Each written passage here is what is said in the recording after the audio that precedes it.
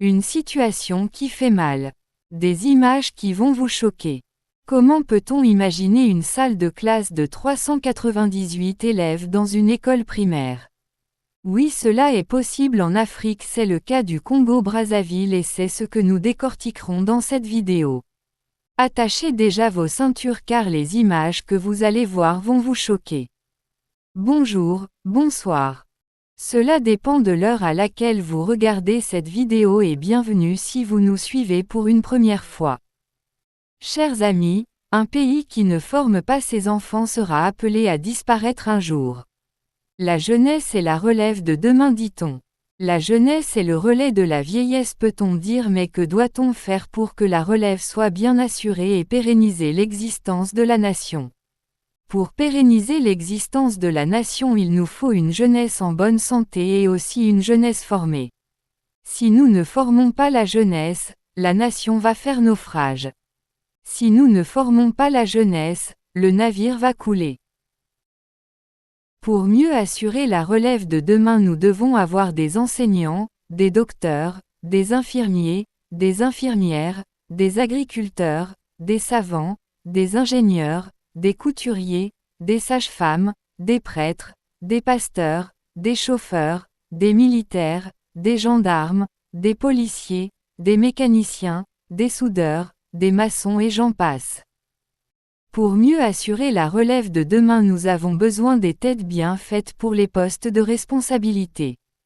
Mais quelle est la racine de la formation? N'est-ce pas l'école primaire? Maintenant regardez ces images et nous revenons tout à l'heure pour les décortiquer.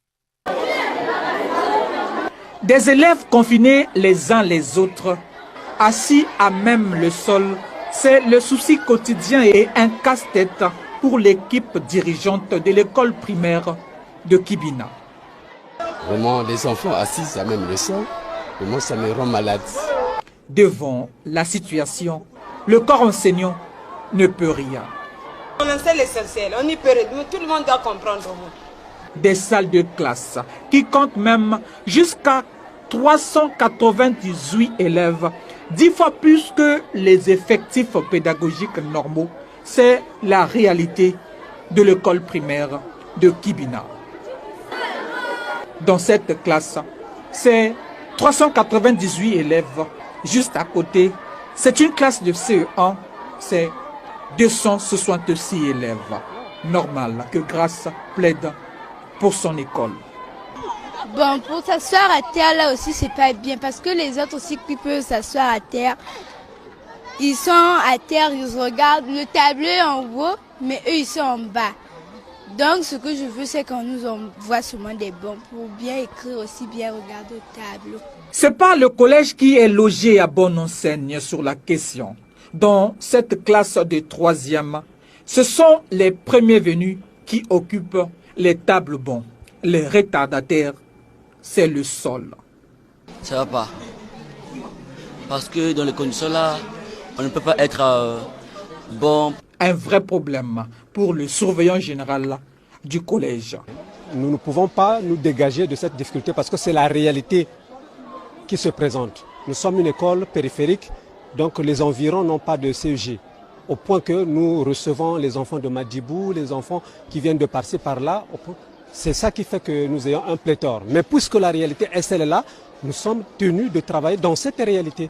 À côté de ce problème de pléthore, un autre problème, le déficit du personnel enseignant à l'école primaire de Kibina. Dans notre classe de 398 élèves, l'enseignante est enceinte et c'est le directeur de l'école lui-même qui, quelquefois, la souplait. Oui, effectivement, j'ai un problème d'enseignant. S'il y avait suffisamment de personnel actif, il devait y avoir deux vagues ici à Kibina. Mais dommage, en ce net moment, même moi en tant que directeur, je suis au bureau et en même temps en classe. Et même quand la salle est animée, le souci... Vous venez de voir ces images. On nous a parlé d'une salle de classe de 398 élèves. Je ne sais pas ce que cela vous fait. 398 élèves dans une salle de classe de 6 mètres sur 10 mètres. La santé des élèves est déjà mise en danger car à la moindre maladie contagieuse d'un enfant, les conditions dans lesquelles ces enfants sont entassés vont accélérer la contagion à grande échelle. 2. Ils sont tellement nombreux qu'il y a des enfants qui ne voient pas le tableau. 3. Ils sont tellement nombreux que l'enseignant ne peut pas faire un bon suivi des élèves. 4. Ils sont tellement nombreux qu'ils ne peuvent pas bien écrire. Posons-nous une question simple, est-ce que ces élèves reçoivent une bonne formation? En plus, cela se passe au Congo, un pays qui a beaucoup de forêts mais on n'arrive pas à faire fabriquer des bancs pour ses enfants. Le Congo est un pays qui a de l'or, du pétrole, du fer et j'en passe. Les hommes politiques sont riches et volent de l'argent tous les jours mais on n'arrive pas à leur construire des salles adéquates aux normes. Le Congo a le calcaire en abondance, du sable en abondance et pourtant on ne veut pas construire des écoles pour éviter la surcharge des salles de classe. Sont-ils en train de construire ou de détruire la jeunesse? Simple question et à vous de donner vos réponses dans les commentaires. Doit-on se taire devant une telle situation? En tout cas à vous de donner les réponses. Si vous avez quelque chose à dénoncer dans votre pays, veuillez nous en parler.